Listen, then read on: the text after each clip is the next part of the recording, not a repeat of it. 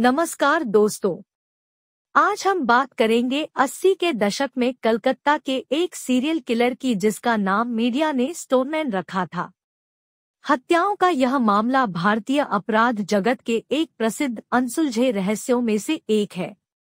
Stoneman एक ऐसा रहस्य है जिसने 30 वर्षों से अधिक समय से भारत को परेशान किया हुआ है। स्टोनमैन स्थानीय मीडिया द्वारा एक सीरियल किलर को दिया गया नाम है, जिसने 1980 के दशक के अंत में कोलकाता में सोते समय कम से कम 13 बेघर लोगों की पत्थर मारकर हत्या कर दी थी। इस हत्यारे को हिंदी में पत्थरमार भी कहा गया है। इसी अवधि में मुंबई शहर में भी बेघर लोगों की हत्या की इसी तरह की घटनाएं हो रही थी। दोस्तों, ऐसा अनुमान लगाया गया है कि ये भयानक अपराध एक ही अपराधी द्वारा किए गए थे, जिससे कुल मिलाकर लगभग 26 लोगों की जान चली गई थी। आज तक इन हत्याओं का किसी पर आरोप नहीं लगाया गया है और यह स्थापित नहीं किया जा सका है कि ये अपराध किसी समूह द्वारा किए गए थे या किसी एक व्यक्ति द्वारा, और आज तक सभी मामले अनसुलझे हैं। मुंबई हत्याकांड आखिर क्या था? कुछ गड़बड़ी होने का पहला संकेत तब मिला जब भारत में बेघर, कचरा बीनने वाले और भिखारी मृत पाए जाने लगे। यह मामले 1985 में शुरू हुए थे और 2 साल की अवधि में शहर के किंग्स सर्कल और सायन इलाकों में 12 हत्याओं की एक श्रृंखला को अंजाम दिया गया था। अपराधी काफी सरल कार्यप्रणाली का पालन करता था। वो एक सुनसान इलाके में अकेले सो रहे किसी अनजान शिकार की तलाश करता था और फिर उनकी हत्या कर देता था। वो मृतक के सिर को पत्थर मारकर कुचल देता था, जिसका वजन अक्सर लगभग 30 किलोग्राम से अधिक होता था। अक्सर मृतकों की पहचान नहीं हो पाती क्योंकि वे अकेले सोते थे और उनका नियमित समाज से कोई रिश्ता या जुड़ाव नहीं होता था और कोई भी उनका सगा संबंधी नहीं होता था, इसलिए कोई उनकी तलाश नहीं करता था। ये मृतक नियमित रूप से वो लोग थे जो रोजमर्रा की जिंदगी जीते थे और साधारण साधनों से जीवन यापन करते थे। उनमें से कोई भी हाई प्रोफाइल मामला नहीं होता था और एक बेघर व्यक्ति के मारे जाने से पुलिस को भी ज्यादा फर्क नहीं पड़ता था।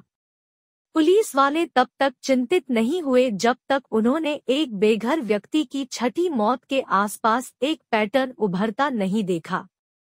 हालांकि एक बेघर पीड़ित हमले से बचने में कामयाब रहा था। वह एक वेटर था और भागने में सफल रहा था और पुलिस को घटना की सूचना दी थी। मुद्दा यह था कि उस पर सायन में एक कम रोशनी वाले इलाके में हमला किया गया था और वह अपने हमलावर को ठीक से देखने में सक्षम नहीं रहा था। जब यह हमला हुआ तब बेघर वेटर सो रहा था और इसलिए उसे पता नहीं चला। स्टोनमैन, जैसा कि वह जाना जाता था, रात में सायन की छाया में बिना चेहरे के भाग गया था।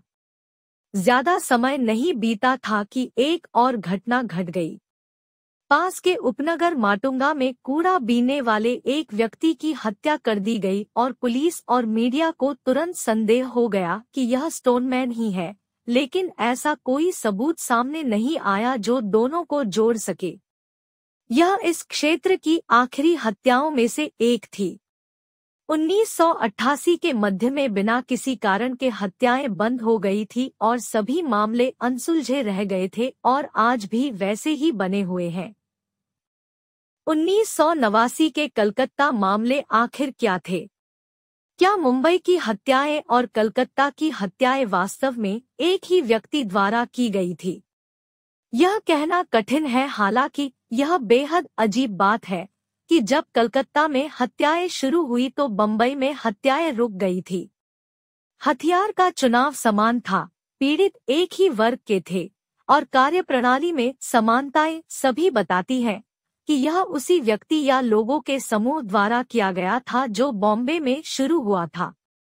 हालांकि इसकी पुष्टि नहीं की जा सकती है। कलकत्ता में पहले मृतक की जून 1989 में सिर पर चोट लगने से मृत्यु हो गई थी और बाद के 6 महीनों में 12 और हत्याएं हुई थी, जिनमें से सभी का श्रेय स्टोनमैन को दिया गया है। सभी मृतक बेघर लोग थे जो अकेले शहर और कलकत्ता के कम रोशनी वाले इलाकों में सो रहे होते थे। दरअसल ज्यादातर हत्याएं मध्य कलकत्ता के पास हावड़ा ब्रिज के नजदीक के इलाके में हुई थी और सभी मृतकों के सिर पर भारी पत्थर या कंक्रीट का स्लैब गिराकर हमला किया गया था। पुलिस ने निष्कर्ष निकाला है कि हमलावर अपेक्षाकृत लंबा आदमी रहा होगा जो काफी तगड़ा रहा होगा।